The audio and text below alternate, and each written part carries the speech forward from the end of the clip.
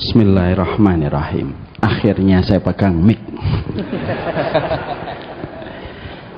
Tentunya kita sangat mendapatkan insight yang luar biasa dari Ustadz Rifki. Beliau ini adik kelas saya, walaupun secara wajah kakak kelas saya. Aduh. Dan semua orang mengakui itu, Ustadz, insya Allah. Antum umurnya berapa, Ustadz? 27. Jangan yang benar, jangan bohong. Umurnya berapa? 40 beliau, Masya Allah. Walaupun kelihatan kayak 41, tapi beliau 40. Saya 46, walaupun kelihatan 45. Jadi saya adalah kakak kelasnya beliau. Tapi bagaimanapun tadi apa yang disampaikan oleh beliau memberikan kepada kita insight yang luar biasa. Senang pula kita berjumpa pada kesempatan hari ini dengan kehangatan keluarga Masjid Namira dan kehangatan para penuntut ilmu yang ada di tempat ini. Walaupun tadi beliau ketika menyampaikan sudah 3 kali harus diedit. Insya Allah kalau sama saya tidak harus diedit, karena saya selalu berhati-hati ketika menyampaikan sesuatu. Tadi beliau menyampaikan diempot, tapi beliau menyampaikan itu tadi suaminya disuruh dipulang aja, suruh dipulangkan aja. Tapi semoga apa yang kita dapatkan dari beliau insya Allah membawa kebaikan dan tentunya semoga memberi manfaat. Kita doakan beliau karena beliau beberapa hari yang lalu sempat sakit. Kita doakan semoga beliau panjang umurnya di dalam taat. Kalaupun beliau nanti harus menghadap kepada Allah, kita menyusul beliau.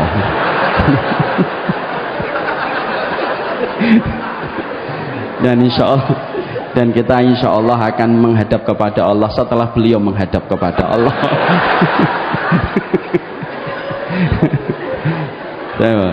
Saya kira begitu aja kajian kita malam ini.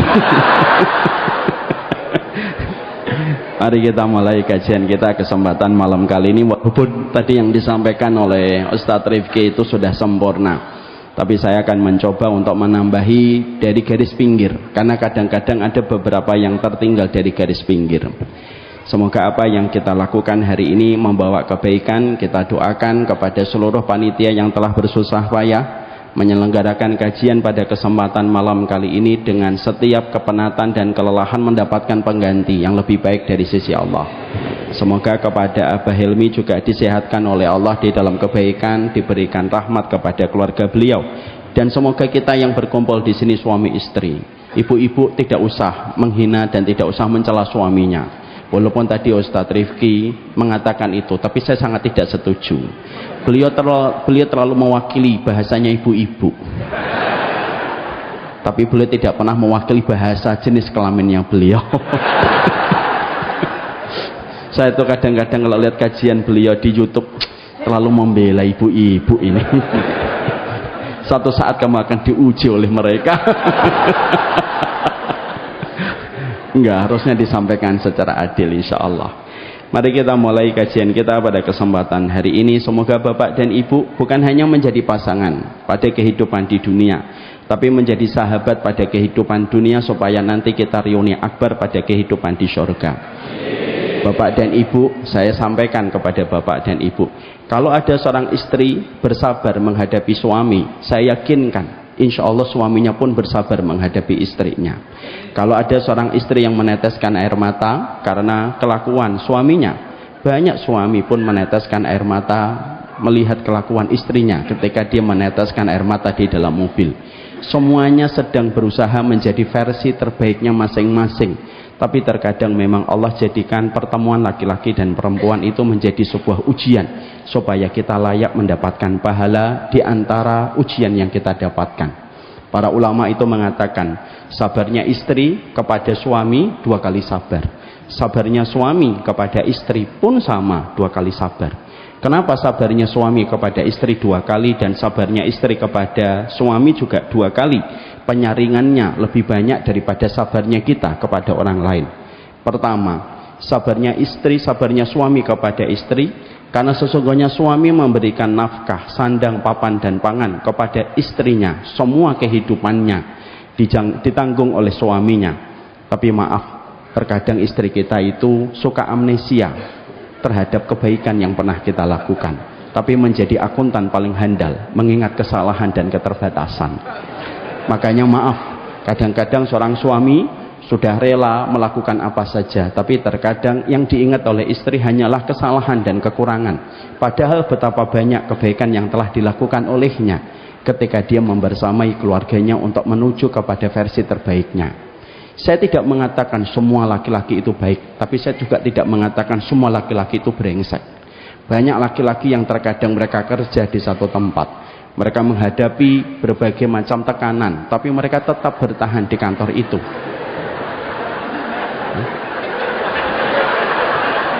Bukan ini,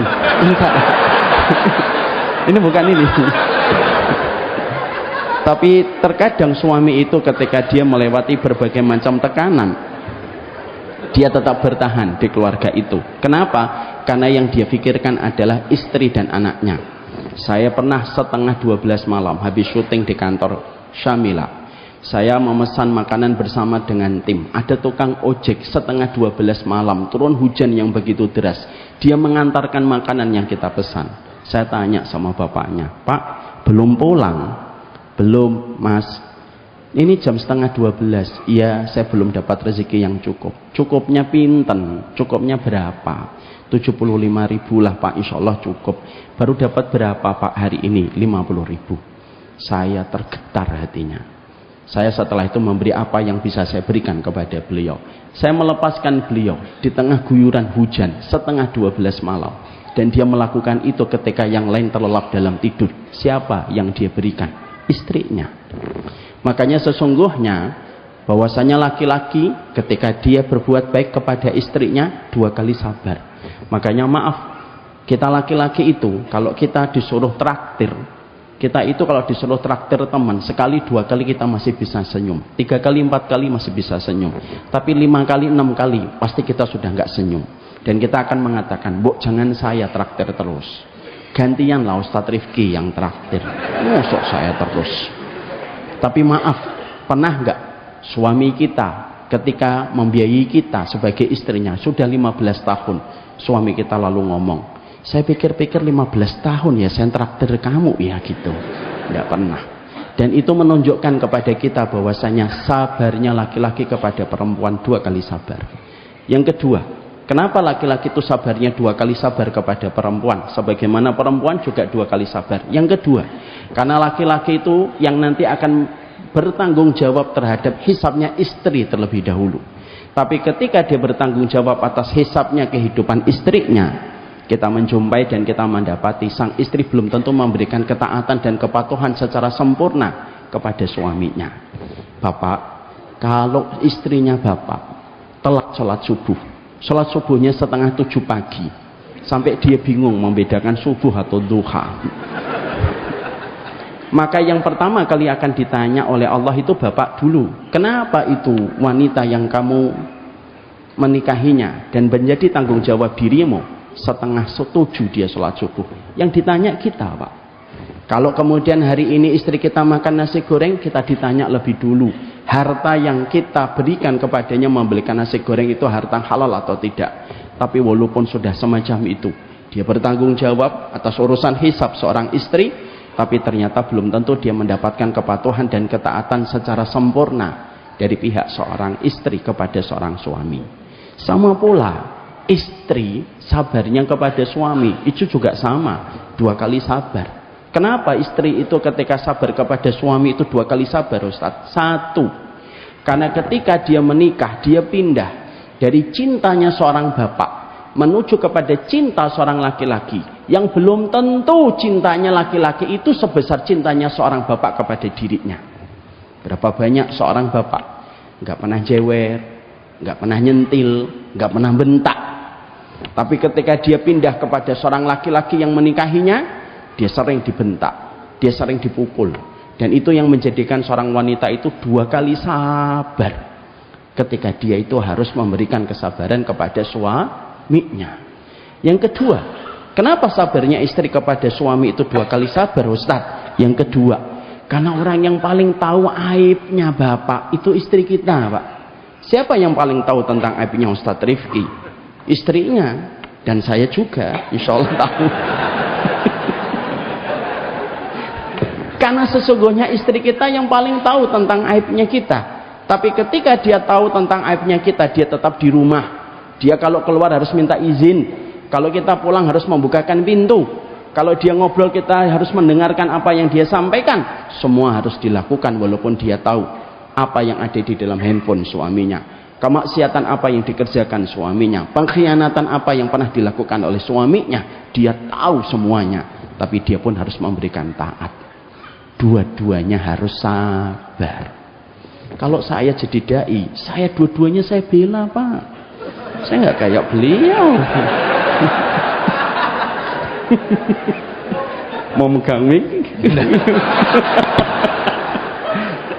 Jadi supaya akhirnya kita betul-betul paham, kita itu menjadi versi yang terbaik diri kita, supaya kita di dalam berkeluarga, seorang suami pun bersabar, istri pun bersabar. Saya tidak mengatakan semua laki-laki baik, tapi tidak semua laki-laki itu buruk. Saya tidak mengatakan semua istri itu buruk, tapi tidak semua istri itu adalah baik.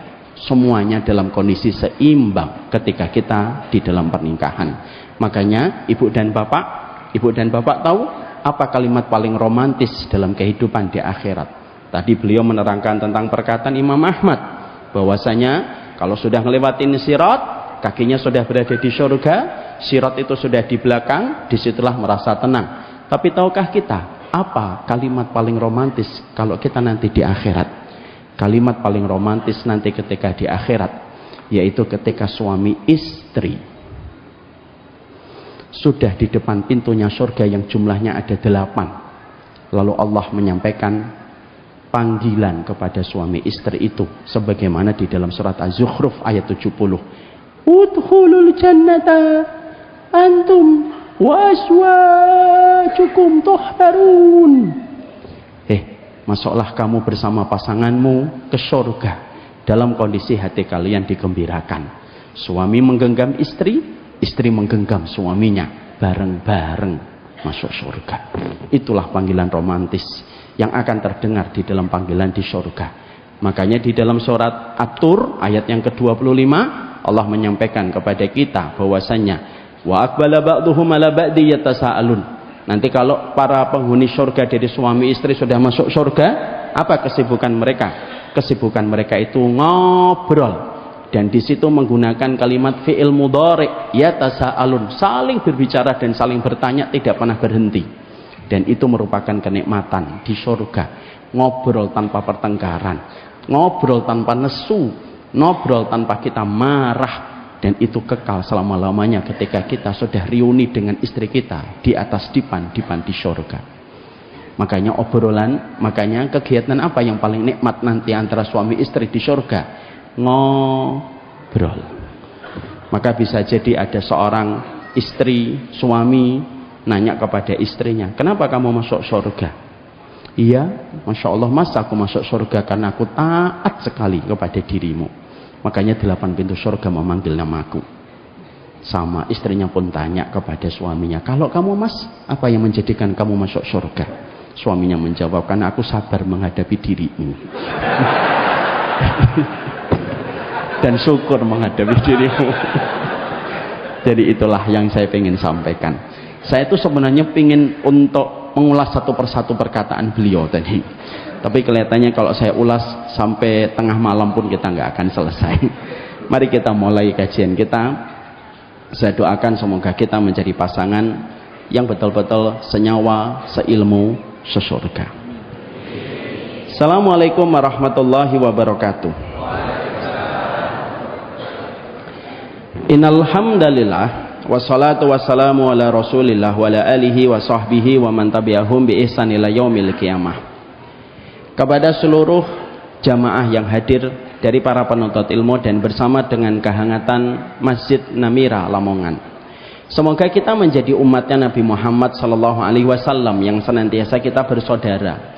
Hari ini menjadi umatnya Nabi Muhammad yang paling mahal, bukan sholat malamnya. Menjadi umatnya Nabi Muhammad SAW yang paling mahal bukan umrahnya, tetapi menjadi umatnya Nabi Muhammad SAW yang paling mahal hari ini adalah menjadi umatnya Nabi Muhammad yang saling bersaudara. Karena sesungguhnya hari ini kita berada pada zaman fitnah, dan kita berada pada fitnah atau akhlas, yaitu pertikaian dan kita mendapatkan permusuhan di antara sesama umatnya Nabi Muhammad SAW. Inilah yang menjadikan kita senantiasa berharap, senantiasa kita berdoa, semoga kita menjadi umatnya Nabi Muhammad yang rukun dan menjadi umatnya Nabi Muhammad yang damai, supaya kita bisa menyelesaikan satu persatu PR besar yang dihadapi oleh sebagian umatnya Nabi Muhammad SAW. Mari kita sudahi narasi pertikaian, dan mari kita akhiri narasi permusuhan yang ada di antara umatnya Nabi Muhammad. Yang sana mengatakan Wahabi, yang di sana mengatakan Ahlul Bid'ah, yang di sana mengatakan Ahlul Bid'ah, yang di sana menjawab Wahabi. Mari kita sudahi, karena sesungguhnya tidak ada yang paling mengambil keuntungan dan kegembiraan ketika kita bertikai dan bermusuhan kecuali adalah setan, dan semoga kita tidak menjadi setan dalam bentuk manusia. Makanya Masya Allah ya, kadang-kadang saya pun bingung. Kadang-kadang ada yang menuduh saya Wahabi, kadang-kadang ada yang menuduh saya Ahlul Bid'ah. Makanya kadang-kadang saya minta ketegasan, saya sebenarnya Wahabi atau Ahlul Bid'ah. Tapi ternyata tidak ada akhirnya hal semacam itu. Inilah yang menjadikan kita senantiasa berdoa setiap waktunya. Semoga Masjid Namira, semoga kita, semoga para guru yang mengajarkan kepada kita, mengajarkan tentang kehangatan di dalam persaudaraan sebagai umatnya Nabi Muhammad SAW. NU adalah saudara kita, Muhammadiyah itu pun saudara kita, dan tidak perlu kita beda-bedakan antara saudara kita dengan saudara kita yang lainnya hanya karena pilihan fikihnya. Janganlah kita sampai mengidentifikasi orang hanya karena pilihan fikihnya. Kalau dia membaca bismillah ketika di dalam salatnya, ketika menjadi imam, langsung kita katakan di belakang NU karena bismillahnya keras. Tapi ketika ada seorang imam lalu membaca bismillahnya sirri, maka kita langsung mengatakan di belakang Muhammadiyah.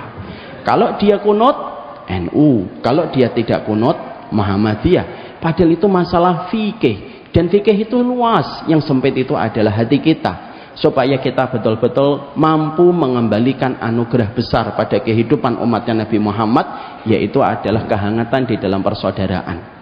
Saya dulu hidup di Kudus, friksi antara NU dan Muhammadiyah sangatlah kuat. Makanya saya adalah orang yang pingin sekali dan selalu berdoa semoga kita senantiasa mampu menjadi umatnya Nabi yang saling bersaudara. Kalau kami dulu di Kudus, sampai setiap dai ataupun ustadz yang datang kepada masjid kami, biasanya bapak-bapak nanti akan mulai menebak apakah ustadznya ini NU atau Muhammadiyah. Kalau nanti ustadznya mengakhiri kajiannya dengan wallahul muwafiq ila aqwamit thoriq, berarti apa? NU. Tadi antum wallahu muwafiq ya Ustaz? Enggak.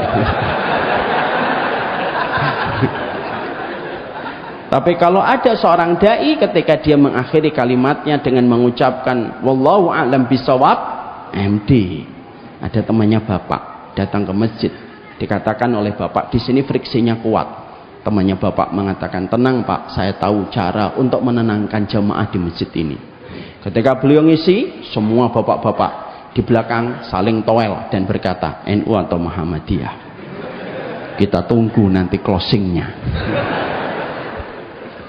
Dan ketika beliau akhirnya menutup ikhtitamnya, beliau menutupnya dengan kalimat wallahul muwafiq ila aqwamit thoriq wallahu a'lam bishawab.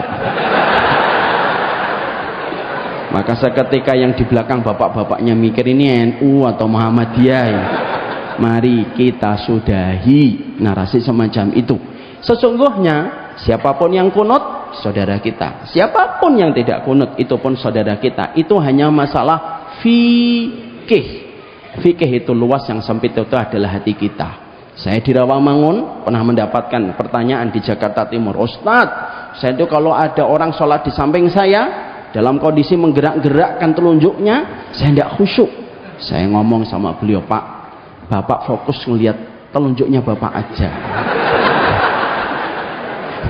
Dan Bapak tidak usah melihat telunjuknya beliau. Dan beliau terdiam seketika. Inilah yang menjadikan saya, karena ini merupakan kajian perdana saya bersama dengan Ustadz Rifki, saya berdoa semoga Masjid Namira adalah masjid yang mempersatukan di antara umatnya Nabi Muhammad SAW. Kehadiran beliau di masjid ini membuat saya tenang dan membuat saya senang, karena beliau adalah salah satu di antara adik kelas saya yang wajahnya kayak kakak kelas saya.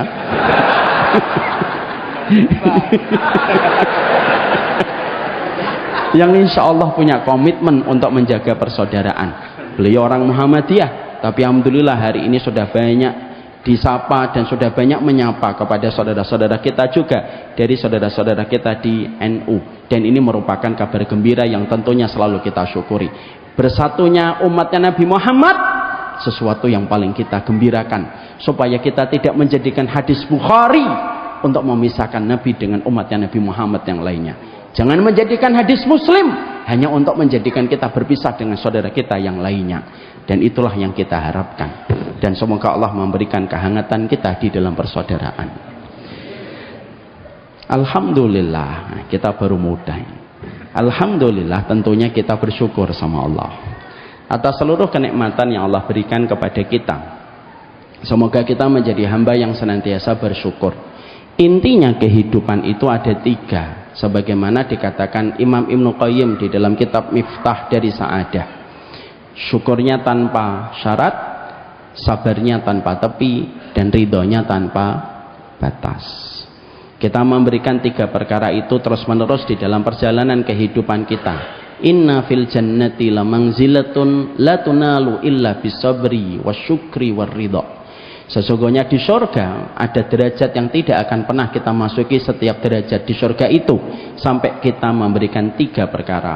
Ridhomu tanpa batas, ridhomu tanpa batas, syukurmu tanpa syarat, dan sabarmu tanpa tepi. Dan itu kita terus berikan di dalam perjalanan hidup kita.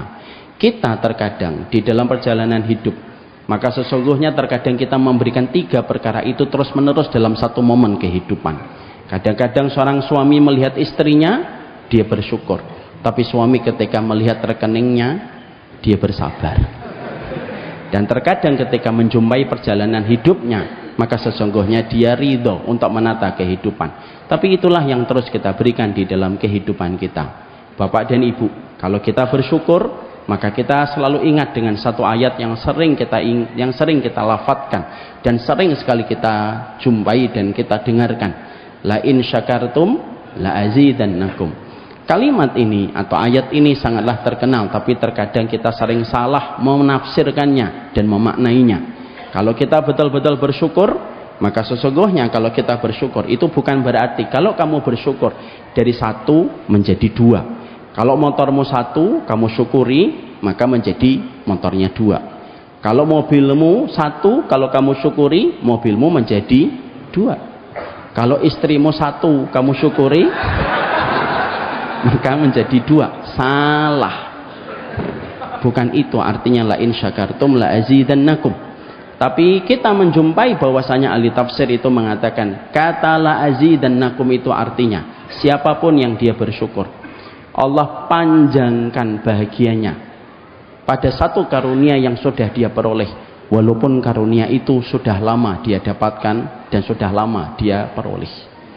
Orang kalau punya mobil, pertama kali punya mobil pasti senang, karena secara normal dan fitrah orang itu pasti senang ketika mendapatkan kenikmatan mobil. Tapi maaf, apakah setelah 10 tahun dia melihat mobil itu masih tetap senang? Belum tentu, Pak. Tapi kalau orang bersyukur, walaupun mobilnya sudah berlalu 10 tahun, dia melihat mobil itu dalam kondisi masih senang sebagaimana dia mendapatkan mobil itu pertama kali. Itulah yang disebutkan dengan kata la azidannakum. Kalau bapak menikah, pertama kali menikah seneng, iya wajar. Wong baru menikah seneng. Secara hormonal ada endorfin, ada dopamin yang membantu kita seneng ketika baru menikah. Tapi maaf, apakah setelah 15 tahun kita menikah masih merasa senang? Belum tentu. Tapi siapapun yang setelah 20 tahun dia menikah dan dia tetap merasakan bahagia sama pertama kali ketika dulu pertama kali menikahi wanita itu, itulah yang dimaksudkan dengan kata la azidannakum. Itulah yang menjadikan kita paham. Makanya kalau kita mendapati, Pak, orang sudah bersyukur, tenang dalam hidupnya. Tetangganya beli mobil listrik, dia tenang, karena dia pasti membeli setrika listrik. Sehingga akhirnya dalam perjalanan hidupnya dia merasakan ketenangan dan kelapangan di dalam perjalanan yang dia lewati. Inilah yang menjadikan akhirnya kita memahami, bukan bahagia yang menjadikan kita bersyukur, tetapi bersyukurlah, kita pasti dibahagiakan. Dan orang yang beriman adalah mereka yang tidak pernah kehabisan alasan untuk bersyukur kepada Allah. Semoga kita menjadi hamba yang bersyukur kepada Allah Subhanahu wa taala. Terutama Ustaz Rifki juga semoga beliau banyak bersyukur. Bapak dan Ibu yang semoga Allah rahmati, kita tentunya paham kita ini adalah pelakon di dalam kehidupan di dunia. Karena sesungguhnya dan sejatinya alam yang kita lewati ada 4. Ada alam janin yang sudah kita lewati, ada alam dunia yang sedang kita jalani, ada alam barzah yang tentunya akan kita jumpai, dan alam akhirat ketika kita mempertanggungjawabkan tentang semua perkataan dan perbuatan yang kita telah lakukan. Pada dasarnya manusia itu melewati setiap alam dengan alam berikutnya, dan alam berikutnya itu tentunya ada banyak hal yang harus kita ketahui. Di antara 4 alam ini mana yang paling menentukan semua perjalanan kita pada 2 perjalanan babak berikutnya? Tentunya yang paling menentukan itu kehidupan kita hari ini pada kehidupan di dunia. Tentunya kematian itu pasti akan kita jumpai, karena kematian itu tidak pernah mengejar kita, tapi kematian itu akan menemui kita dari depan. Dan itulah yang menjadikan sebuah keniscayaan, sepanjang apapun kita pasti kita akan menemukan kematian. Makanya sesungguhnya maaf, jangan membenci kematian, karena membenci kematian itu adalah dosa. Takut pada kematian itu hal yang wajar, tetapi membenci kematian itu adalah dosa. Karena bagaimanapun kita membenci kematian, kematian itu sejatinya pasti kita akan masuki, suka atau tidak suka, ketika kita menjadi hambanya Allah. Makanya maaf kalau boleh saya berkata, jangan membayangkan kehidupan barzah sebagaimana kita membayangkan dengan pandangan yang salah. Kita sering menganggap bahwasanya kehidupan barzah itu gelap, kehidupan barzah itu siksa, kehidupan barzah itu sempit. Tapi kita lupa bahwasanya kehidupan barzah itu ada banyak sisi keindahan yang tentunya harus selalu kita ingat supaya kita tidak membenci kematian. Ada sebuah kalimat bagus dari seorang ulama. Kata para ulama, beliau mengatakan, kehidupan barzah itu sebagaimana kehidupan janin ketika dulu di dalam rahim ibunya sebelum mereka lahir ke dunia. Dalam satu ilustrasi, kalau ada janin kembar di dalam rahim ibunya, dua-duanya ngobrol ketika mereka sebelum lahir ke dunia. 2 janin ini ngobrol dan saling bertanya. Apa obrolan mereka? Kamu tahu nggak ada kehidupan setelah kehidupan kita di dalam rahim ini? Bayi yang satunya, janin yang satunya ngomong, emang ada kehidupan setelah kehidupan di tempat rahim ini? Ada, namanya kehidupan dunia. Ada apa dengan kehidupan dunia? Di sini kan sudah enak, makan tinggal makan, kita juga sudah mendapatkan tempat yang paling hangat. Kenapa kita harus ke dunia? Maka janin yang satunya nanti berkata, kamu tahu nggak, pada kehidupan dunia nanti kita akan ketemu dengan seorang wanita yang mencintai kita lebih daripada kita mencintai diri kita, dan kita akan memanggil namanya dengan panggilan ibu ketika kita lahir di dunia. Janin yang satunya ngomong, masa? Iya, dia mencintai kita lebih daripada dia mencintai dirinya? Iya. Dan kita akan bertemu dengan dirinya. Janin yang satunya akan ngomong lagi, kamu tahu nggak, nanti ketika kita lahir di dunia, maka kita akan ketemu dengan seorang laki-laki yang sangat mencintai wanita yang kita panggil ibu. Dia memberikan waktunya, dia memberikan rezekinya untuk membesarkan kita dan menjaga kita ketika kita sudah lahir di dunia. Laki-laki itu kita akan panggil dengan panggilan Bapak, dan dia akan mencintai kita dan menjaga kita setiap waktunya. Janin yang satunya ngomong, bukankah nanti di dunia ada virus, ada bakteri, ada pembunuhan, ada banyak kedoliman, ada banyak kejahatan?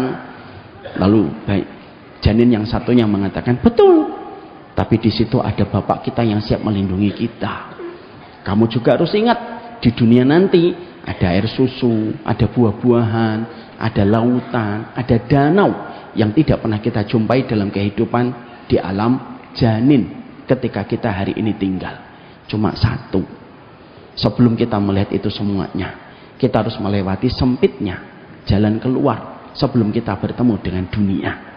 Makanya bayi ketika pertama kali lahir nangis. Sebagian riwayat dikatakan karena dia ditampar oleh setan. Tapi sebagian riwayat mengatakan, kenapa bayi pertama kali nangis? Karena dia sempat khawatir keluar dari rahim ibunya ketika tidak lagi mendapatkan kehangatan. Tapi tangisannya tidaklah bertahan lama. Tangisannya sebentar. Dia merayap di atas tubuh ibunya. Lalu akhirnya nyusuk. Lalu lahirlah ketenangan. Dan dia mendapati bahwasanya di dunia jauh lebih baik daripada kehidupan rahim ketika 9 bulan dia berada di dalam perut ibunya. Kita memandang kehidupan barzah harus sebagaimana pandangan janin ketika memandang dunia. Makanya maaf, dalam kehidupan dan hasanah sunnah, takut pada kematian itu merupakan hal lumrah dan itu merupakan fitrah. Tapi benci pada kematian itu adalah dosa. Maka inilah yang menjadikan kita memahami, itulah kehidupan kita. Bagaimana kehidupan ini melewati kehidupan janin, kehidupan dunia, dan kita melewati kehidupan barzah, dan pastinya kita akan melewati kehidupan akhirat kita. Setelah kita memahami bahwasanya kita pasti akan melewati setiap alam itu, dan hari ini kita berada pada satu alam yang sangat menentukan, kita harus paham kehidupan dunia itu kehidupan yang sejatinya banyak memberikan kepada kita permainan, dan tentunya pada kehidupan dunia banyak berdaya pada kehidupan kita. Makanya ketika kita memahami bahwasanya kehidupan dunia ini memperdaya kita, bahwasanya kehidupan dunia ini sering memenjarakan kita dan menjebak kita dengan perkara-perkara yang merusak pada kehidupan kita pada babak berikutnya, maka setidaknya kita harus paham apa yang harus kita sikapi pada kehidupan di dunia, supaya setiap lembar ujian yang kita dapatkan pada kehidupan bernama dunia tidak merusak pada kehidupan babak berikutnya ketika kita menuju kepada kehidupan barzah dan kehidupan akhirat.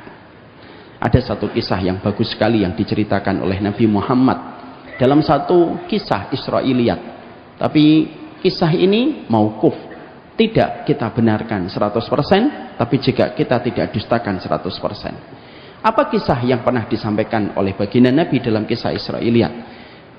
Nabi Isa pernah jalan bersama dengan seorang teman safarnya. Dalam perjalanan itu mereka sepakat menuju kepada satu tempat yang sama. Ternyata pada perjalanan itu Nabi Isa itu membawa bekal roti.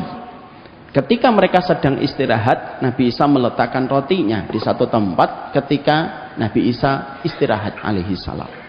Ketika beliau sedang istirahat, maka teman safarnya itu mengambil roti itu dan berkhianat di dalam safar. Bangunlah Nabi Isa, dan ketika mendapati rotinya tidak ada, Nabi Isa berkata, siapa yang mengambil roti saya? Teman safarnya pada saat itu tidak mampu, pada saat itu temannya tidak menjawab jujur. Dia mengatakan, saya tidak tahu. Perjalanan akhirnya dilanjutkan. Di tengah perjalanan Nabi Isa berkata kembali, siapa yang mengambil rotiku? Teman safarnya kembali berbohong dan mengatakan, aku tidak tahu. Jalan kembali sampai akhirnya di tengah perjalanan Nabi Isa mendapatkan mukjizat. Dia memegang sesuatu lalu berubah menjadi emas. Ketika beliau memegang sesuatu menjadi emas dari satu sebongkah batu yang besar, maka Nabi Isa berkata kepada teman safarnya, siapa yang bisa memberitahukan kepadaku siapa yang mengambil rotiku, maka bongkahan emas ini aku berikan kepadanya. Maka seketika teman safarnya Nabi Isa berkata, sayalah yang mengambil rotimu, maka berikan emas itu menjadi hakku. Nabi Isa memberikan sebongkah emas itu kepada teman safarnya, dan Nabi Isa berkata kepada teman safarnya, laqad hanal firaq, sudah pisah ya, karena kamu berkhianat dan kamu telah berkhianat ketika mengambil roti yang bukan milikmu, ketika itu merupakan hakku tetapi kamu mengambilnya dengan cara tidak meminta izin. Lalu Nabi Isa melanjutkan perjalanan.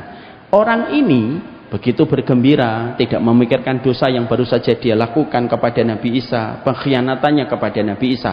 Dia mendapatkan sebongkah batu, di mana itu telah menjadi emas. Dia bergembira mendapatkan sebongkah emas itu di tengah hutan. Tanpa dia sadari, ada 3 orang yang melewati hutan yang sama. Dan 3 orang itu kaget mendapatkan seorang diri bersama dengan emas yang begitu besar. Maka 3 pemuda itu lalu berkata, itu ada orang bawa emas di tengah hutan. Bagaimana kalau kita membunuhnya supaya kita mendapatkan emasnya? Lalu akhirnya 3 orang ini membunuh orang tersebut dan mereka ingin untuk mendapatkan emas itu. Setelah dibunuh, maka 3 pemuda itu berkata, kita sudah dapat emasnya, mari kita bagi menjadi 3. Sebelum dibagi menjadi 3, mereka merasa bahwasanya mereka lapar dan beban dan bobot emas itu begitu berat. Dan mereka berkata, gimana kalau kita makan dulu? 2 di antara kita membeli makanan di luar hutan, 1 orang menjaga emasnya supaya tidak diambil orang. Dan ternyata kesepakatan itu mereka setujui. 2 orang pergi keluar hutan untuk mencari makan, yang 1 orang menjaga. Tahukah kita, setan datang kepada 2 orang yang mencari makan. 2 orang itu, setan itu tiba-tiba mendatangi mereka dan berkata di antara mereka, kalau emas ini kita bagi menjadi 3, bagian kita terlalu sedikit. Gimana kalau kita memberikan racun kepada teman kita yang sedang menjaga emas, supaya emas itu cukup kita bagi menjadi 2. Temannya saat itu mengatakan, setuju saya. Mari kita makan. Setelah mereka makan, mereka mengambil 1 makanan, mereka taburi dengan racun, dengan 1 niatan, untuk supaya emas itu cukup dibagi menjadi 2. Ternyata orang yang menjaga emas pun sama. Dia melihat emas itu dan berkata, ini kalau emas ini dibagi 3, terlalu sedikit. Biarlah saya bunuh 2 orang teman saya yang sedang membelikan saya makanan itu, supaya saya bisa menguasai emas ini seorang diri. Lalu dia buatlah jebakan-jebakan di tempat nanti yang akan dilalui oleh kedua temannya. Jebakan itu sudah terbiasa dia kerjakan karena dia pemburu, dan dia sudah persiapkan. 2 temannya yang dari luar hutan ketika mendapatkan makanan, segera mereka balik. Dan ketika mereka balik, mereka sudah senang. Sebentar lagi teman kita mati dan kita membagi emas cukup menjadi 2. Ketika mereka lagi jalan, tanpa mereka sadari, mereka terperosok kepada jebakan dan dua-duanya meninggal dunia. Ketika dua-duanya meninggal dunia, seketika yang seorang diri merasa gembira dan bersuka cita. Lalu dia merasa senang emas itu tidak perlu dibagi menjadi 3. Ketika dia akan mengangkat emas itu, dia merasa lapar. Dia ambil makanan yang dibawakan oleh kedua temannya yang sudah meninggal dunia. Dan ketika dia makan, dia pun terkena racun dan akhirnya meninggal dunia. Emasnya tetap berada di tempat yang sama. Jenazahnya, mayatnya ada 4. 1 teman safarnya Nabi Isa. 3 orang yang tadi membunuh teman safarnya Nabi Isa. Mereka semuanya 4-empatnya menjadi bangkai di samping emas, yang emas itu tidak bergerak dari tempatnya semula. Nabi Isa setelah menyelesaikan hajatnya, beliau kembali dan melewati rute yang sama sebagaimana dia ketika pergi. Dan ketika beliau melewati hutan itu, maka dia menjumpai emas yang dia berikan kepada teman safarnya masih utuh. Dan 4 orang sudah menjadi mayat di samping emas itu. Disitulah keluar perkataan Nabi Isa yang sangat terkenal di dunia kitab. Apa yang dikatakan Nabi Isa? Hakadha taf'alud dunya bi ahliha. Begitulah caranya dunia ketika dia memperlakukan para pemburunya. Dari situlah kita akhirnya mendapati dan kita menjumpai bahwasanya dunia itu merupakan perkara yang sifatnya tentunya netral. Tapi kalau kita tidak sikapi dunia dengan sikap yang benar dan sikap yang berilmu, maka kita akan menjadi orang-orang yang menjadi korban kembali dari persoalan yang bernama dunia. Ada orang yang mengambil bekal terbaiknya dalam urusan dunia menuju kepada kelapangan pada urusan akhiratnya, kayak Utsman bin Affan. Bukankah Utsman bin Affan adalah orang yang lapang barzahnya, lapang surganya, ketika harta yang dia dapatkan, dunia yang dia genggam, menjadikan dia mendapatkan kemuliaan dan mendapatkan keridhaan dari Allah. Karena Utsman bin Affan itu, Pak, dikatakan oleh para ulama bahwasanya maluhu afsah min lisanihi, bahwasanya hartanya Utsman itu lebih fasih daripada lisannya Utsman. Karena Utsman itu kalau khutbah tidak sampai 10 menit. Kalau beliau khutbah Jumat itu tidak sampai 10 menit, tidak sampai 5 menit. Beliau hanya menyampaikan 1 ayat ditutup. Saya yakin kalau Utsman bin Affan masih hidup, Bapak akan mengejar khutbah Jumatnya. Karena beliau itu kalau khutbah Jumat itu pendek. Tapi para ulama mengatakan sesungguhnya hartanya Utsman itu lebih fasih daripada lisannya Utsman. Karena Utsman itu sedikit bicara. Tapi harta yang dimiliki sahabat Utsman itu membawa kebaikan dan akhirnya memasukkan sahabat Utsman sebagai salah satu orang yang diridhoi oleh Allah. Tapi kalau kita tidak bijak menyikapi tentang dunia, maka bisa jadi contoh Walid bin Mughirah itu akan menjadi sebuah contoh nyata bahwasanya harta bisa mematikan kebenaran pada diri seseorang dan menggagalkan seseorang untuk mendapatkan rahmat pada kehidupan di akhiratnya. Inilah yang menjadikan kita harus paham apa yang harus kita sikapi tentang dunia. Jangan-jangan kita selama ini menyikapi dunia ada yang salah, ada yang membenci dunia sampai akhirnya dia mengasingkan diri dan akhirnya dia tidak pernah bekerja. Ada orang yang terlalu gandrung dengan dunia tapi dia tidak tahu apa yang harus dilakukan sampai akhirnya dia terkubur dengan dunia yang dia cari. Maka inilah yang menjadikan kita harus mengerti sikap kita ketika urip ing dunya.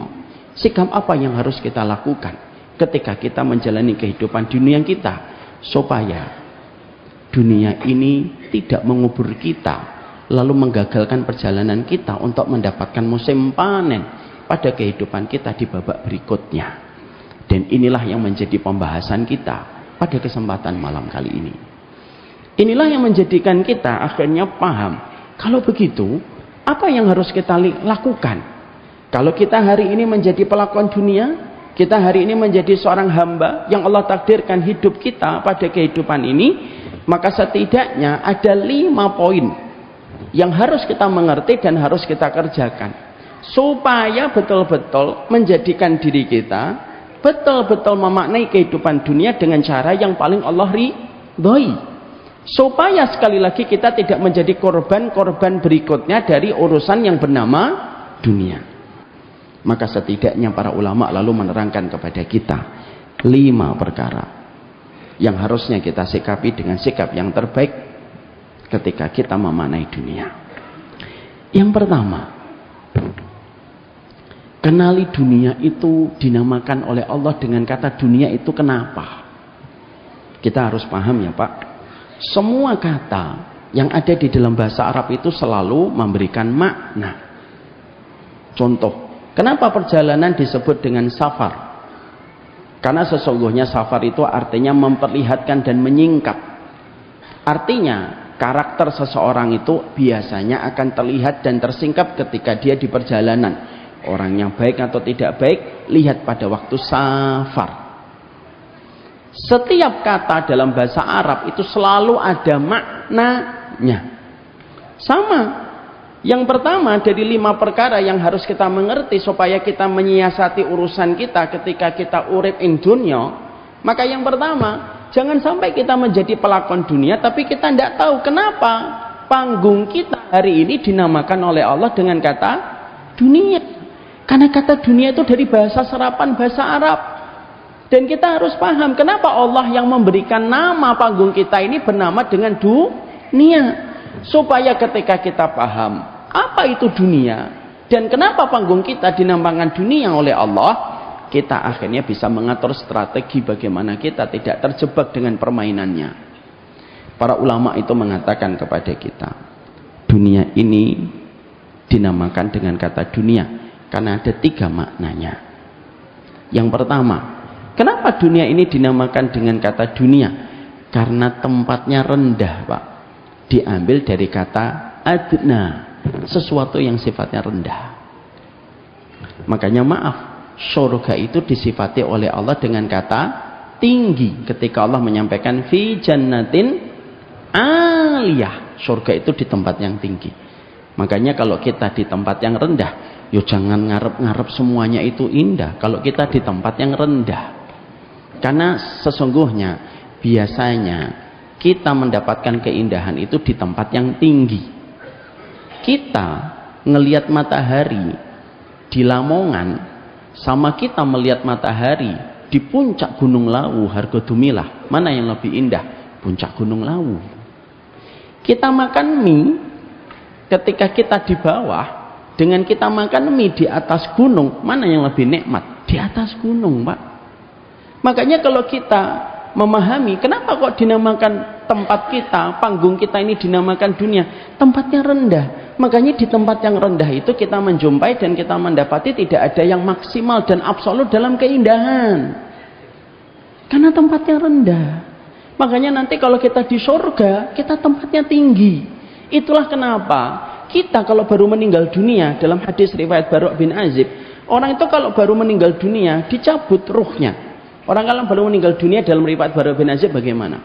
Orang kalau akan meninggal dunia, kata Rasulullah, idza kanal mu'min fi inqita'i minad dunya nazala ilaihi malaikatun minal malaikah ma'ahum kafanun min akfanil jannah wa hanutum min hunutil miski. Orang itu kalau akan meninggal dunia didatangi serombongan para malaikat, fajalasu inda mudil basar. Para malaikat itu duduk sepanjang mata orang yang akan meninggal dunia memandang. Makanya orang meninggal dunia kan begini, karena pada saat itulah dia melihat malaikat serombongan dari Malaikatur Rahman. Kalau yang dicabut nyawanya orang beriman, membawa dua barang, kain kafan dari surga dan minyak wangi dari surga. Turunlah salah satu malaikat dari malaikat maut, duduknya di atas kepala sini, Pak. Lalu diambillah ruh dari jasadnya, diambilnya dari atas. Makanya kalau kita mentalkin di telinga sebelah kanan, dicabut pelan-pelan, pertama kali yang dingin kaki, lalu naik ke lutut, naik ke pinggul, naik ke jantung, puncaknya melewati kerongkongan, ngelewatin mata, dan biasanya mata yang paling setia mengikuti ruh. Fa inna roha idza qubida tabi'ul basar. Ruh itu kalau dicabut, yang paling setia mengikuti ruh itu mata. Cabut. Kemana ruh itu ketika pertama kali dicabut? Dibawa ke atas, Pak. Disambut Malaikatur Rahman. Dikasih kain kafan, dikasih minyak wangi dari surga, dibawa ke atas, menembus langit yang pertama. Fastaftahu lahumul bab. Mereka minta dibukakan langit pintu yang pertama. Para malaikat penjaga langit yang pertama berkata, man anta, siapa kamu? Disebutkanlah namanya, amal solihnya, seluruh ketaatannya. Dan ketika disebutkan namanya dengan nama yang terbaik, seluruh malaikat yang ada di langit pertama riuh menyambutnya dan mengenalnya. Karena ada orang yang terkadang tidak dikenal di dunia, tapi terkenal di antara penduduk langit. Langit yang pertama, langit yang kedua, langit yang ketiga, sampai mentok langit yang ketujuh. Langit yang ketujuh tidak dibukakan. Maka di situ Allah lalu berfirman pada saat ketika dibawa langit yang ketujuh, aku ciptakan dia dari dunia dan kembalikanlah ke dunia, karena disitulah aku pertama kali aku akan membangkitkan pertama kali. Maka rohnya ketika tidak dibukakan langit yang ketujuh, dia kembali untuk bertemu dengan jasadnya yang dibawa oleh para pemikulnya, sampai akhirnya nanti ditanya oleh malaikat Munkar dan Nakir.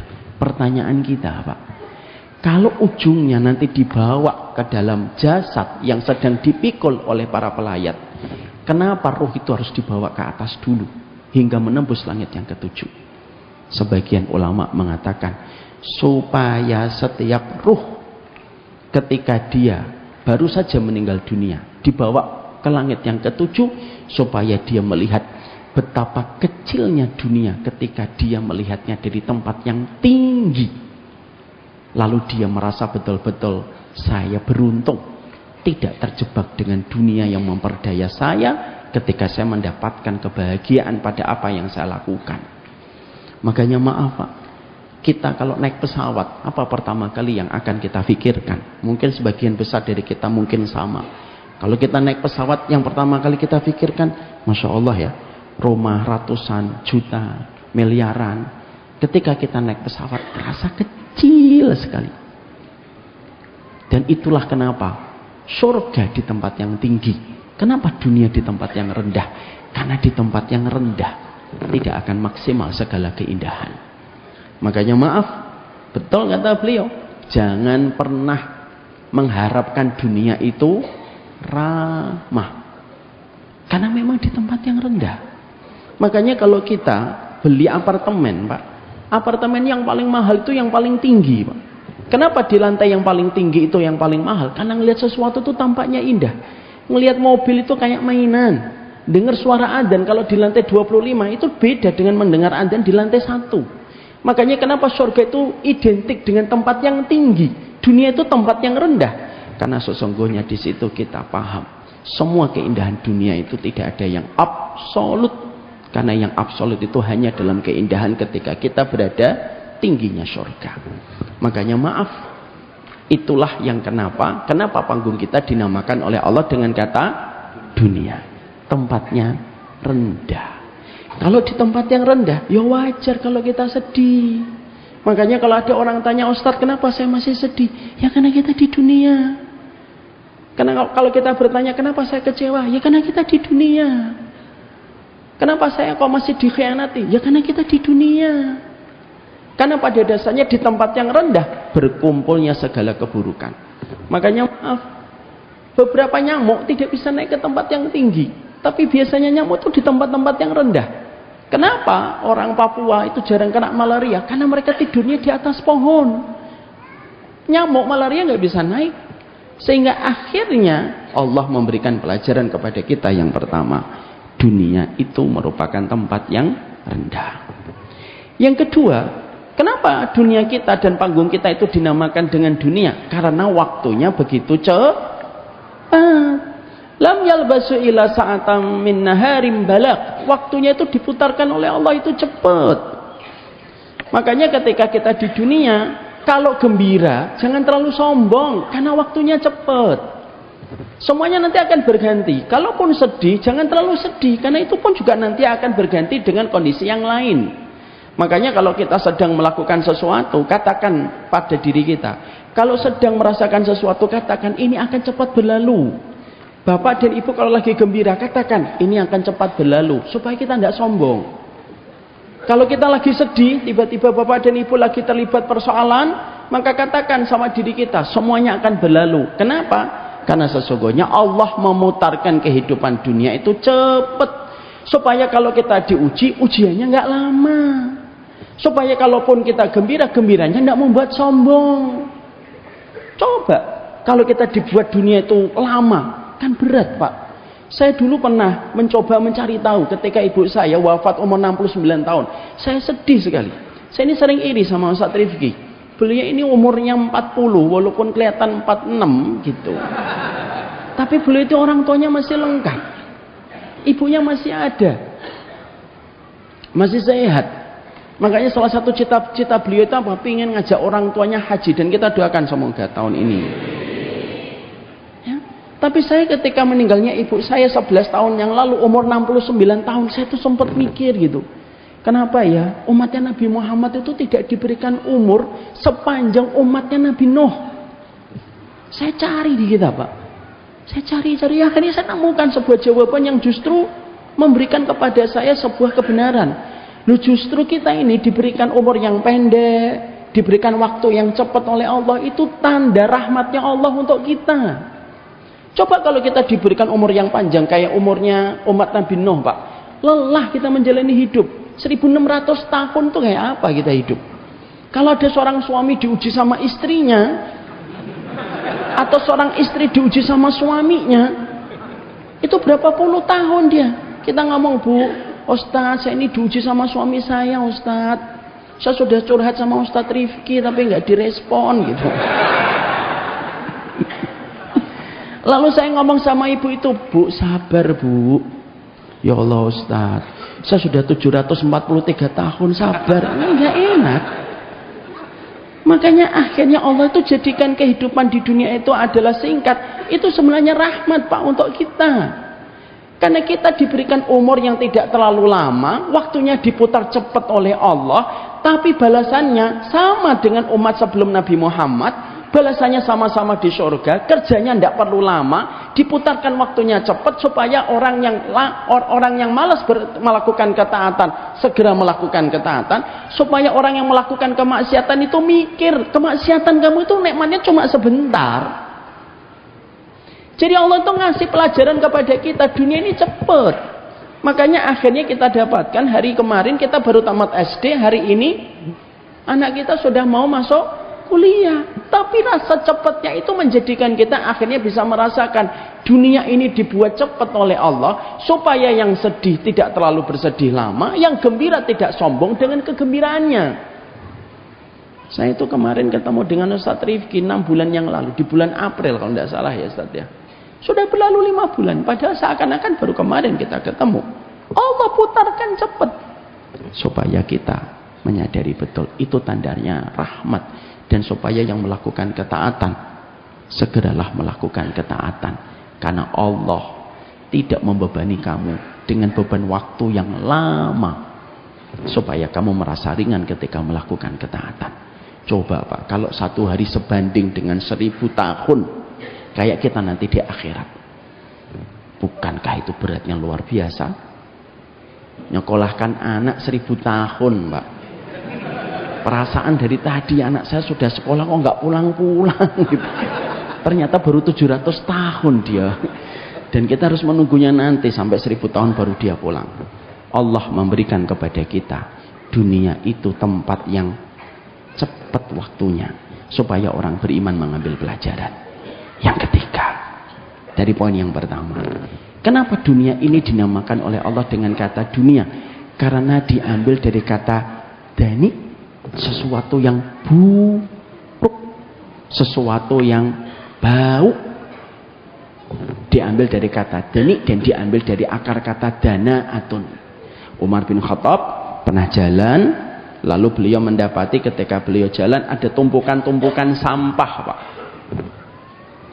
Lalu teman-temannya Umar bin Khattab menutup hidungnya, dan ketika Umar bin Khattab itu mendapati teman-temannya menutup hidungnya, lalu Umar bin Khattab mengatakan, "Hadhihi dunyakum allati tahrusuna 'alaiha."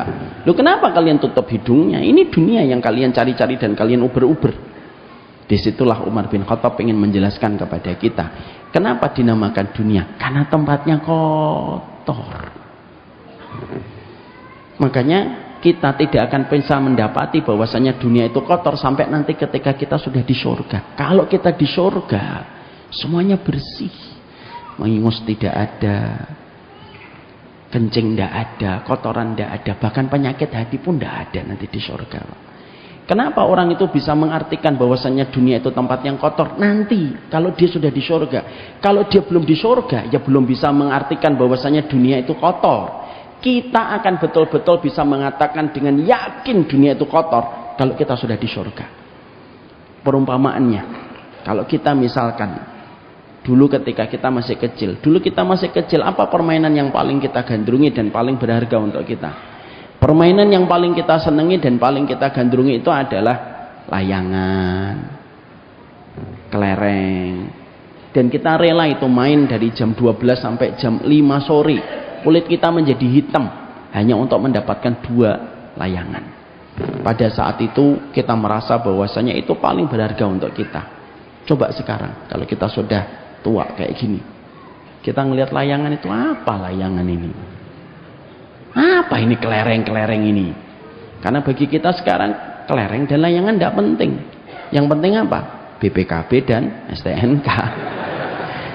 Kapan kita bisa mengatakan layangan itu murahan dan kita bisa mengatakan kelereng itu murahan? Kalau kita sudah naik tingkat. Sama, dunia itu akan diartikan sama manusia itu tempat yang kotor kapan? Kalau nanti dia sudah berada di surga. Makanya maaf, di surga itu tidak menerima kotoran Pak. Bahkan nanti kalau kita akan memasuki surga, pertama kali ketika kita habis melewati sirat, sebelum kita memasuki surga, Allah itu bukan hanya membersihkan ingus kita, bukan hanya membersihkan kencing kita, tapi Allah membersihkan kotoran yang ada pada hati kita. Makanya Allah menyampaikan wa naza'na ma fi sudurihim min ghillin ikhwanan ala sururim mutaqabilin. Orang itu nanti kalau masuk surga dibedah Pak dadanya, dibersihkan hatinya, sampai ketika sudah bersih hatinya baru dia masuk surga. Makanya maaf, nanti kalau di surga nggak ada pertengkaran, nggak ada bully-bulian kayak beliau tadi membuli saya, semoga Allah ampuni, nggak ada. Dan tidak ada yang namanya cemburu. Makanya nanti ketika ada seorang laki-laki keluar dari rumahnya, ditanya sama istrinya, kemana bang? Mau ketemu bidadari. Oh ya sudah bang, hati-hati ya bang, gitu. Maka pastikan itu tidak akan terjadi di Lamongan. Tapi itu terjadinya nanti di surga. Kenapa? Karena kondisi hati manusia itu bersih. Makanya kenapa di surga nggak ada penyakit? Karena tidak ada beban masalah penyakit hati. Karena yang biasanya menjadi penyakit fisik itu timbulnya dari penyakit hati. Makanya akhirnya suami istri itu tidak akan lagi ada pertengkaran. Makanya sifat yang Allah sampaikan dalam surat Az-Zukhruf 70 yang tadi saya sampaikan.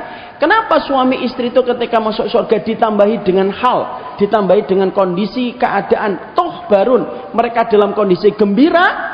Karena sesungguhnya suami istri betul-betul dalam kondisi sudah selesai dan tidak ada lagi penyakit di dalam hatinya, kecuali mereka ketika berkumpul di surga, mereka dalam kondisi yang betul-betul digembirakan. Makanya akhirnya itulah kita memahami yang pertama. Kenapa dinamakan dunia? Pertama dinamakan dunia itu karena tempatnya rendah. Kenapa dinamakan dunia? Waktunya singkat.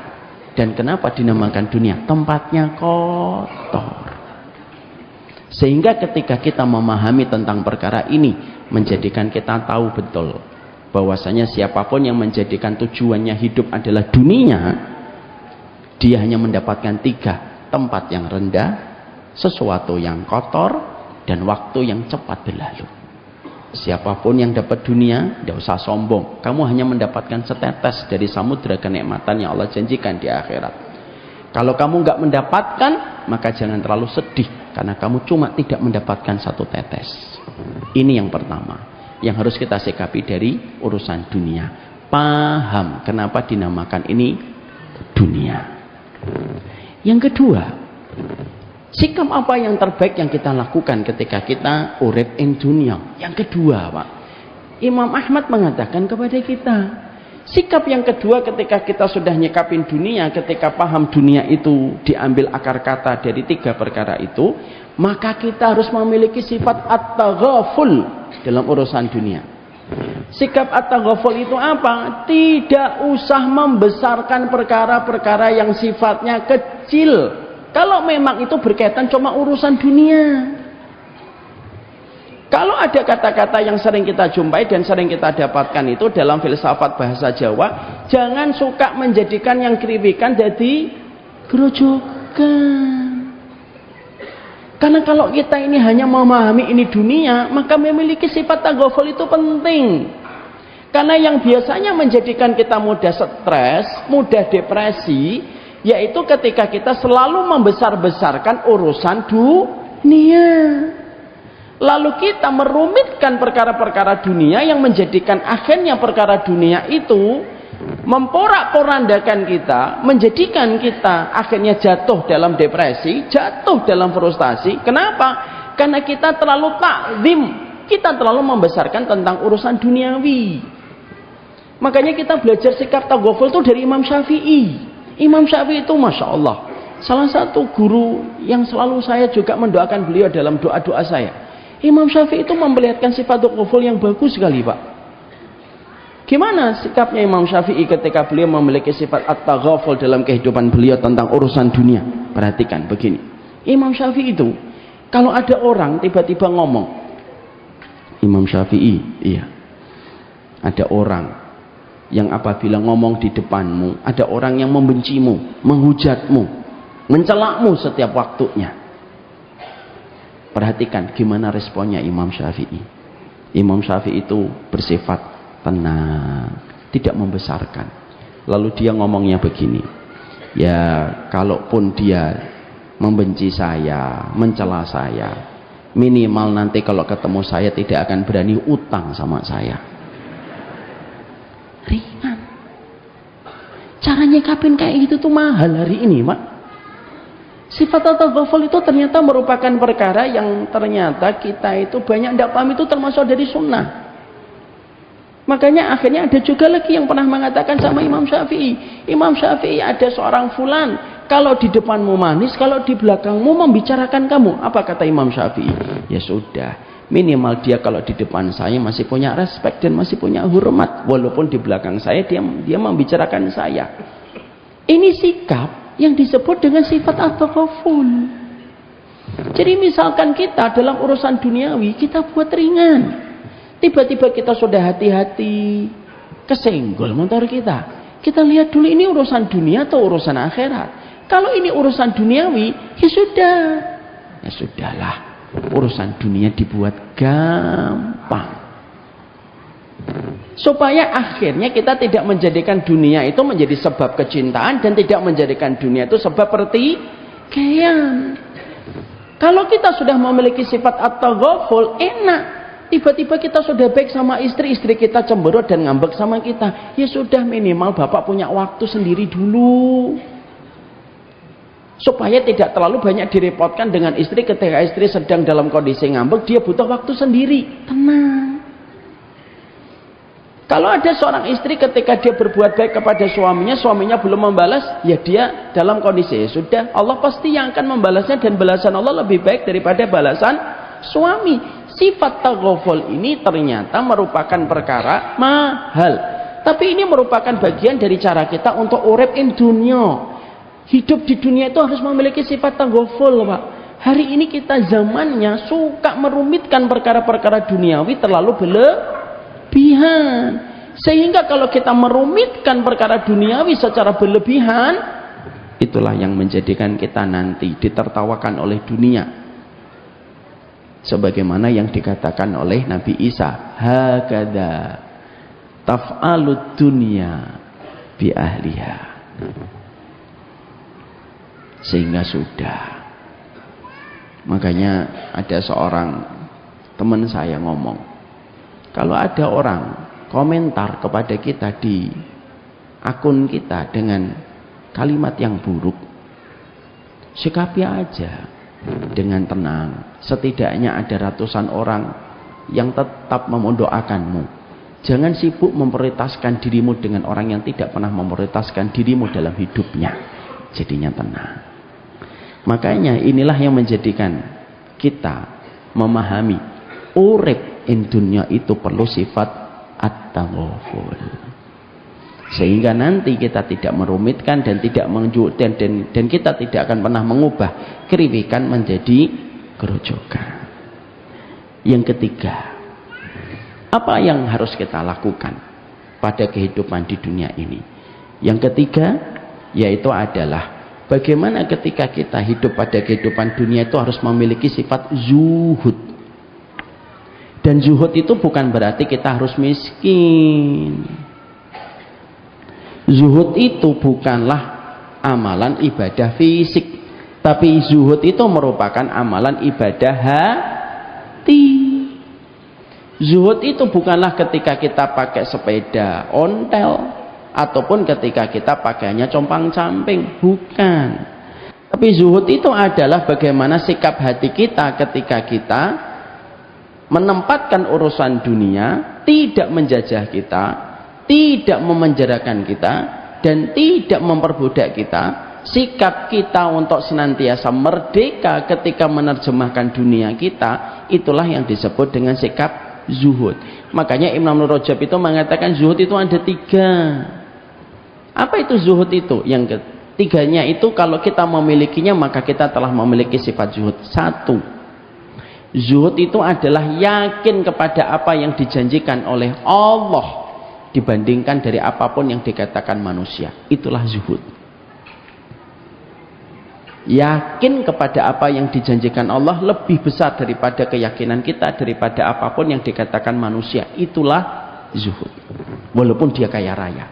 Maaf ya Pak, terkadang ada yang miskin belum tentu zuhud. Tapi terkadang ada orang yang kaya raya, tapi dia zuhud. Saya sering menyampaikan dalam bentuk kalimat, ada dalam bentuk contoh. Saya di kompleks saya, kadang-kadang jam 4 pagi, sudah ada yang ngorek-ngorek sampah. Kita bukan berarti lebih baik dari beliau, enggak. Kita ngambil contoh sebagai sebuah perenungan untuk kita. Beliau ini sering saya lihat, saya sering mengajak beliau untuk sholat. Pak, sholat dulu yuk Pak, gitu. 5 menit, 10 menit selesai, naik mobil saya nggak apa-apa. Ya kita ke masjid. Tapi selalu jawabannya sama. Setiap saya ketemu beliau jam 4. Nanti aja Mas, pakaian saya kotor. Ya sudah, saya pergi masjid. Di masjid Mak, kadang-kadang kita sudah melihat Mercedes, BMW sudah ada di parkiran. Pemiliknya di sop yang pertama di masjid. Kadang saya itu sampai selesai subuh, saya masih melihat bapak itu berputar-putar di antara tempat sampah. Dan sampai matahari terbit, nggak ke masjid. Saya pernah ngikutin beliau, dan pernah ketika saat itu pengen membelikan bubur ayam, saya tanya sama beliau, Pak, sampun sudah sholat belum? Nanti aja Pak, pakaian saya masih kotor. Tapi ini matahari sudah tinggi. Ya sudah, nanti digabung aja sholatnya. Tapi di situ kita mendapatkan bahwasannya belum tentu yang miskin zuhud. Belum tentu yang kaya tidak zuhud. Zuhud itu bukan penampilan fisik. Kalau zuhud itu penampilan fisik, Nabi Dawud itu tidak zuhud. Mungkin nggak ada seorang nabi yang tidak zuhud dipilih menjadi nabi? Tidak mungkin, karena zuhud itu syarat untuk menjadi nabinya Allah. Makanya akhirnya kata zuhud itu apa? Kata Imam Nur Rajab, kalau kamu yakin kepada apa yang dijanjikan Allah, daripada apapun yang dikatakan manusia, itulah zuhud. Contoh, Bapak ingin membeli rumah, harganya 500 juta. Orang ngomong, kalau ingin membeli rumah itu, kamu harus ngambil riba. Karena kamu gajinya cuma 5 juta per bulan. Kamu tidak bisa memiliki rumah 500 juta. Kamu harus mengumpulkan 100 kali lipat supaya bisa membeli rumah itu. Tapi ketika Bapak itu mendapatkan banyak sekali masukan supaya dia mengambil riba, lalu Bapak itu mengatakan, maaf, saya tidak mau ngambil riba.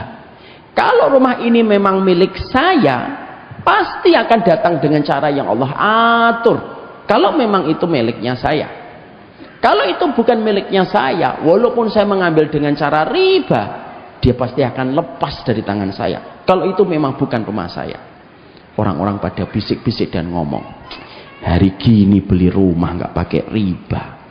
Lalu dia bermaksud bisa nabung lalu membeli rumah. Ngimpi orang itu.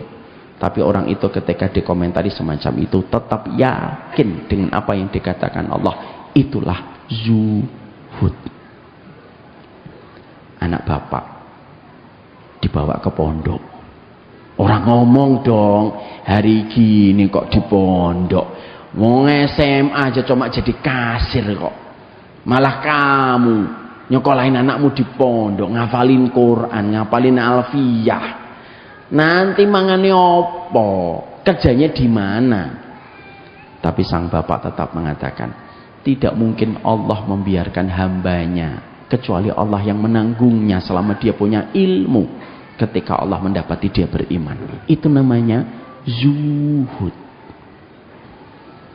Bapak punya anak perempuan, umurnya 24 tahun, belum punya pacar. Orang ngomong, lu anakmu gak boleh pacaran Mas. Enggak dong. Kenapa nggak boleh pacaran? Ya pacaran juga tidak menjamin dekatnya jodoh, tidak pacaran juga tidak menjamin jauhnya jodoh. Hari gini kok ndak pacaran? Oh, yang pacaran aja belum tentu kawin kok, apalagi ndak pacaran. Tetapi bapak tetap mengatakan, saya tetap tidak membiarkan anak saya pacaran. Itulah yang dinamakan zuhud. Jadi pada kehidupan di dunia, uripin dunia itu perlu zuhud, bukan berarti harus miskin. Enggak. Kaya itu tidak ada aib. Selama kekayaan itu tidak menenggelamkan hati kita. Yang terpenting hatinya jangan bocor. Lautan itu tidak akan membahayakan kita selama perahu kita tidak bocor. Kapan lautan itu berbahaya untuk kita? Kalau perahumu bocor. Lautan itu berbahaya untuk kamu karena kamu akan tenggelam. Tapi selama perahu kamu itu tidak bocor, lautan itu tidak akan membahayakan kita. Kapal kita dan perahu kita itu merupakan perumpamaan hati kita. Maka air lautan itu ibaratnya dunia. Karena dunia itu tidak salah. Yang salah itu cara kita ketika kita melihat urusan dunia lalu kita kalah dengan urusan dunia. Karena sesungguhnya sebagian ulama itu ada yang mengatakan kaya yang bersyukur itu terkadang lebih banyak memberi manfaat. Makanya maaf ya Pak, kalau saya bapak dan ibu saya tanya, mana yang lebih utama, kaya yang bersyukur atau miskin yang bersabar? Siapa yang menjawab A? Kaya yang bersyukur. Siapa yang jawab B? Miskin yang bersabar. Atau ada yang menjawab C? Enggak sabar, enggak syukur. Siapa yang jawab A? Angkat tangan.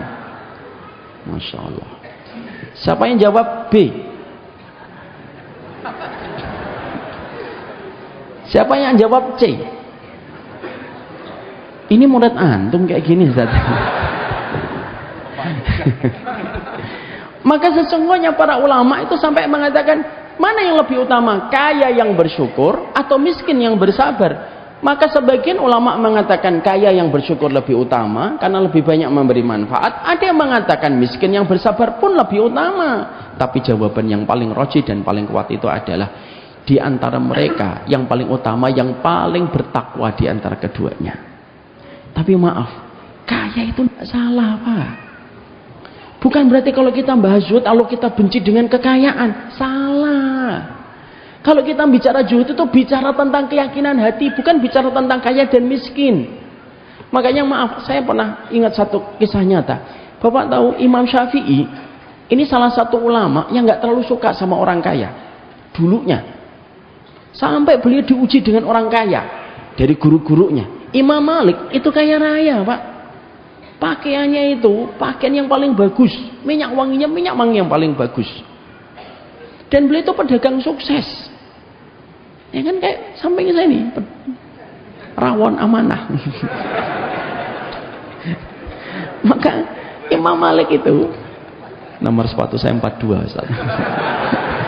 Maka Imam Syafi'i itu qadarullah gurunya tuh kaya-kaya. Maka satu waktu Imam Malik itu undang Imam Syafi'i, sini Syafi'i, aku ngerasa ilmuku sudah habis, tapi kamu harus tetap belajar. Aku sarankan kamu belajar ke sana, ke Basrah, ke Baghdad sana. Kamu belajar kepada madhabnya Imam Abu Hanifah. Kalau Imam Abu Hanifah masih hidup, aku suruh kamu belajar ke Imam Abu Hanifah. Tapi dia sudah wafat. Aku perintahkan kamu belajar kepada Abul Hasan Asy-Syaibani, salah satu di antara muridnya Imam Abu Hanifah. Lalu Imam Syafi'i sendiko dawuh sama gurunya, pergi beliau. Semua kebutuhan beliau untuk pergi ketemu Abul Hasan Asy-Syaibani dicukupi sama Imam Malik. Dicukupi sama Imam Malik Pak. Pergilah beliau ketemu dengan Abul Hasan Asy-Syaibani dan beliau kaget. Ketika sampai di rumahnya, Abul Hasan Asy-Syaibani itu lagi ngerapiin dinar Pak. Ngerapiin dinar, di atas mejanya ngitung ini berapa dinar, ini berapa dirham, ini berapa dinar gitu. Imam Syafi'i kaget, loh gimana ini ulama malah ngitungin uang? Salahkah saya ini berguru? Atau jangan-jangan guruku salah milih guru? Maka Imam Syafi'i menampakkan wajah tidak suka. Gimana ada seorang alim ngitungin uang di atas meja? Abul Hasan Asy-Syaibani ketika mendapati Imam Syafi'i nampaknya tidak suka dengan apa yang dilakukan oleh Abul Hasan Asy-Syaibani. Perhatikan caranya seorang guru meluruskan pandangan muridnya dengan cara yang lembut. Imam Syafi'i, tampaknya kamu tidak suka ya saya lagi menghitung emas ini. Gimana kalau emas-emas ini, ayo kita berikan yuk kepada fakir, kita berikan kepada orang dolim, kita berikan kepada orang yang berzina, kita berikan kepada yang minum khamr, dan kita berikan kepada orang yang jahat dan dolim, supaya mereka mendapatkan apa yang bisa mereka lakukan. Seketika Imam Syafi'i wajahnya kalut dan segera mengatakan, jangan berikan uang ini dan emas ini kepada orang dolim, kepada pezina, kepada peminum khamr. Jangan. Biarlah uang ini dimiliki oleh dirimu, wahai guruku, supaya banyak kutab yang nanti berdiri, madrasah yang nanti berdiri, masjid yang nanti berdiri, ketika uang itu dimiliki oleh dirimu. Maka semenjak kejadian itu Imam Syafi'i berkata, semenjak hari itu aku belajar untuk mengakui kesalahanku. Bukan dunia yang salah, tapi cara kita menyikapi dunia yang salah. Makanya yang namanya zuhud itu apa? Yakin kepada apa yang dijanjikan oleh Allah. Makanya itu salah satu kriteria ketika kita zuhud. Yang kedua, kriteria zuhud itu apa? Kalau kita mendapatkan musibah, maka kita ingin mengharapkan balasannya itu adalah balasan di akhirat dan tidak balasan di dunia. Dan yang ketiga, zuhud itu apa? Ketika dipuji dan dicela, kita dalam kondisi yang sama. Makanya inilah yang menjadikan kita paham. Yang ketiga, urip in dunya, zuhud. Kalau kerja, Pak, kerja yang maksimal. Kalau bisa mendapatkan profit yang besar, profit yang besar, supaya kita tidak menjadi beban bagi orang lain. Muslim itu harus kreatif, Muslim itu harus inovatif. Tapi kalau nanti sudah mendapatkan pundi-pundi rezekinya, dia pakai pundi-pundi rezekinya untuk memberi manfaat kepada banyak orang. Saya tutup nomor 3 ini dengan sebuah kisah nyata. Hasan al-Basri itu pernah mencari muridnya namanya Sabit al-Bunani. Tahu Sabit al-Bunani? Insya Allah tidak tahu. Beliau ulama besar. Maka dicari sebagaimana Nabi Sulaiman mencari hudhud. Lu tidak ketemu. Ternyata Sabit al-Bunani itu terlambat datang ke halaqah ilmunya Hasan al-Basri. Ketika baru datang, langsung ditegur keras sama Hasan al-Basri. Lima ta'akharta? Kenapa kamu telat? Sabit al-Bunani menjawab, iya aku telat karena aku menjumpai sesuatu yang membuatku terlambat, wahai guruku. Apa yang kamu lihat sampai kamu telat? Perhatikan. Sabit al-Bunani lalu mengatakan, aku mendapati ada seekor burung sakit sayapnya, tidak bisa terbang. Setiap dia terbang di atas sarangnya dia jatuh. Setiap dia terbang dari sarangnya dia jatuh. Setiap terbang dari sarangnya dia jatuh. Maka aku penasaran, lah kalau burung ini sakit sayapnya, terus dari mana dia mendapatkan rezekinya? Maka aku duduk di bawah, aku liatin gimana cara Allah mengatur rezekinya kalau dia tidak bisa terbang. Ketika aku lihatin dari bawah, maka aku menjumpai ada burung-burung yang membawa cacing. Dan setiap burung itu membawa cacing, memberikan cacingnya kepada burung yang sakit. Berulang-ulang sampai burung yang sakit itu kenyang dengan setiap cacing yang dibawa oleh burung-burung yang datang ke sarangnya. Hasan al-Basri saat itu bertanya kepada muridnya Sabit al-Bunani, apa hikmah yang kamu jumpai dari kejadian itu? Hikmah yang aku jumpai dari kejadian itu adalah, oh ternyata kalau kita sakit tidak bisa apa-apa, tidak usah khawatir, dunia kita sudah diatur oleh Allah. Walaupun kita sakit, pasti nanti ada yang mengantarkan bantuan ke rumah kita. Apa kata Hasan al-Basri? Kenapa kamu menempatkan dirimu serendah itu? Kenapa kamu tempatkan dirimu sebagaimana burung yang sakit? Kenapa kamu tidak tempatkan dirimu sebagai burung yang membawa cacing? Kalau setiap umatnya Nabi Muhammad menempatkan dirinya sebagaimana burung yang sakit di sarangnya dan menunggu cacing yang datang ke sarangnya, hinalah umatnya Nabi Muhammad SAW. Tapi ketika umatnya Nabi Muhammad itu menempatkan dirinya sebagai burung yang membawa cacing, itulah kemuliaan, itulah izzah. Dan itulah yang harus kita pahami. Makanya maaf, hidup di dunia itu bukan berarti kita menceraikan dan mengharamkan dunia. Allah mewajibkan kita hanya untuk zuhud. Dan zuhud itu bukan berarti kita miskin. Tapi zuhud itu adalah sikap bagaimana hati tidak mengendalikan kita dan tidak menjajah untuk merusak kehidupan akhirat kita. Maka itulah sikap yang ketiga, sikap zuhud yang kita miliki. Yang keempat, apa yang harus kita pahami? Maka sesungguhnya Yang kita harus pengerti dan kita harus pahami bagaimana kita menjalani kehidupan kita di dunia, yaitu adalah yang ketiga, memahami betul bahwasanya ini tempat mazru'ah dan ini merupakan tempat kita bercocok tanam dalam setiap kebaikan dan setiap ketaatan. Persis dengan apa yang tadi disampaikan sama Ustadz Rifki. Makanya Bapak, maaf Ibu, orang yang mati husnul khatimah, apa itu salah satu tandanya? Berkeringat dahinya. Yamutul mu'min biarkil jabin. Orang mukmin itu kalau meninggal dunia berkeringat, itu dahinya berkeringat, pelipisnya. Kenapa orang yang beriman itu mereka berkeringat dahinya?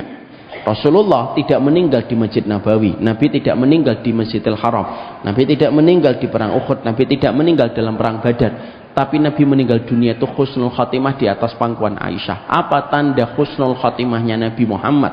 Berkeringat dahinya, berkeringat pelipisnya.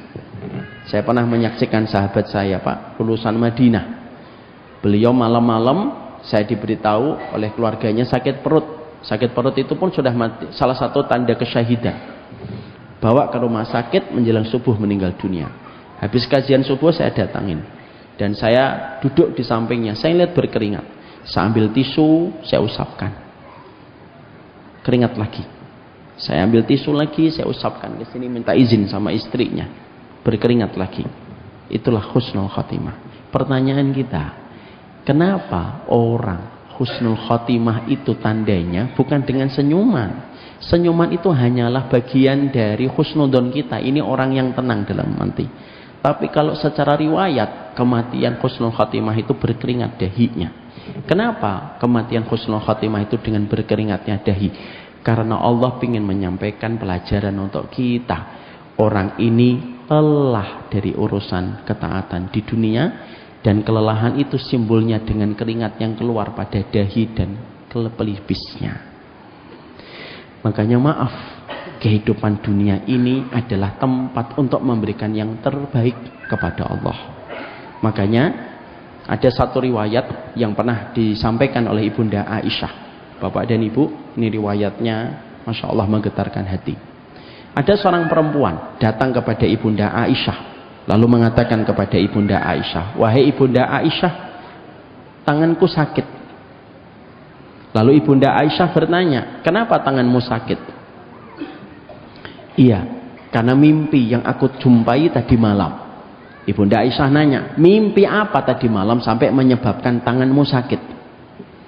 "Maka aku mimpi berjumpa dengan bapak dan ibuku di dalam mimpiku, dan bapak ibuku sudah wafat, dan tadi malam aku menjumpainya di dalam mimpi. Tapi sebelum aku menyampaikan isi mimpiku, maka aku harus menceritakan tentang apa yang terjadi pada bapak dan ibuku," kata wanita ini. Wanita ini lalu berkata, "Aku punya seorang bapak. Bapakku dermawan, suka infak, suka sedekah. Tidaklah dia mendapatkan satu celah kecuali dia banyak berinfak di tempat itu. Tidaklah dia mendapatkan satu kesempatan kecuali beliau itu berderma. Dan itu beda dengan ibuku. Ibuku sepanjang hidup ketika aku membersamainya, ibuku hanya 2 kali berinfak. Yang pertama, ketika bapakku baru saja menyembelih sapi dan membagikan daging-daging sapi kepada fakir miskin, bapakku mengambil jatah dagingnya sedikit untuk bekal di dalam rumah kami. Ketika kami mendapatkan daging di dalam rumah, tiba-tiba ada pengemis datang, mengetuk pintu. Dibuka pintunya oleh ibuku, dan ibuku tanya, "Mau apa?" "Minta makanan, Bu." Maka ibuku saat itu tidak mengambilkan daging, tapi ibuku mengambilkan gaji. Lemak yang ada pada daging itu disayat sama ibuku, lalu gaji itu diberikan kepada fakir miskin. Itulah pertama kali aku melihat ibuku berderma. Beberapa waktu kemudian datang lagi pengemis, mengetuk pintu. Ibuku membuka pintu, dan ketika membuka pintu ternyata ada fakir miskin. Lalu ibuku tidak memberikan apapun kecuali dia memberikan selembar kain yang ada di dapur. Diambil, ada dua kain di dalam dapur. Diambillah 2 kain itu, diberikan kepada fakir miskin itu. Itulah dua kalinya aku mendapati ibuku berderma, yang bertolak belakang dengan kebiasaan bapakku. Tadi malam aku bermimpi, dalam mimpiku Aku menjumpai bapakku di dalam mimpi. Bapakku berada di tempat yang sangat indah, di pinggir sungai yang sangat segar sungainya. Bapakku mendapatkan semua kenikmatan dari kenikmatan yang tidak pernah saya dapatkan di dunia. Maka aku ketika menjumpai bapakku, aku senang dan aku berkata kepada bapakku, "Bapak, apa yang Allah berikan kepada dirimu?" Seketika bapakku mengatakan, "Allah membalasnya dan melipat gandakan apa yang Allah berikan kepadaku dari apa yang aku berikan di jalan Allah ketika di dunia. Ini buah-buahan, ini daging, ini istana, ini sungai di bawah, di sampingku, semuanya milik Bapak, diberikan oleh Allah untuk mengganti semua yang Bapak berikan ketika dulu di dunia." Maka aku bergembira sekali. Aku memeluknya, aku menciumnya, dan aku betul-betul meluapkan rasa rinduku kepada Bapak. Bapak dan Ibu, mimpinya orang yang hidup kepada orang yang meninggal dunia itu hak, sebagaimana di dalam surat Az-Zumar 42. Maka ketika aku meluapkan rasa rindu itu, pada saat itulah aku bingung. Tiba-tiba aku mencari ibuku dan tidak menjumpai ibuku, dan aku berkata, "Pak, mana ibu? Kok ibu tidak ada di tempat ini?" Maka pada saat itu bapakku berkata, "Kalau kamu tidak," lalu bapakku bertanya, "Apakah ibumu sudah meninggal dunia?" "Sudah." "Dia sudah meninggal dunia?" "Sudah." Bapakku sempat kaget. "Kalau ibumu sudah meninggal dunia dan ternyata tidak menjumpai bapak di tempat ini, ikutilah jalan ke kiri jauh ini sampai nanti kamu ada dapatin orang-orang berkerumun di tempat itu, maka bisa jadi ibumu di tempat itu. Kalau ibumu sudah meninggal dunia tapi tidak menemui bapak di tempat ini." Saya pada saat itu merasa, kenapa ibu tempatnya beda dengan bapak? Aku susuri sepanjang sungai itu ke sebelah kiri, sampai aku susuri jauh, dan aku jumpai ada satu titik hitam yang aku paham itu gesturnya ibu saya. Dan ketika aku semakin dekat, aku kaget, dan itu betul ibu saya. Tidak ada yang menempel pada badannya kecuali 2 kain lap yang pernah diberikan ibuku kepada fakir miskin. Di tangannya ada gaji.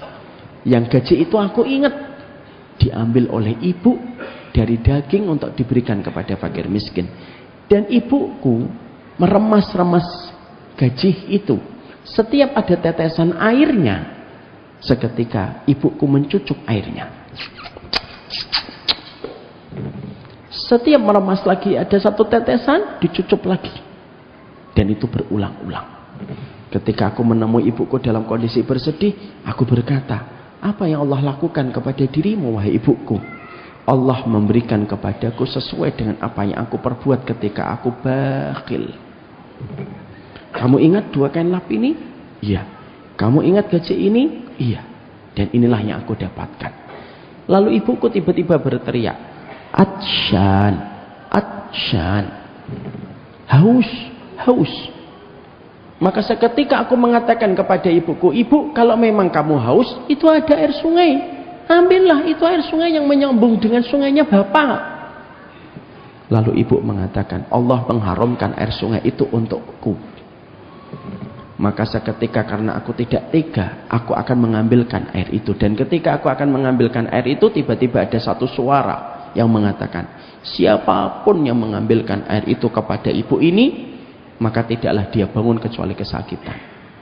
Aku ambil tetap paksa air itu, aku cucukkan kepada ibuku dan aku terbangun. Dan seketika tanganku sakit ketika bangun dari tidurnya.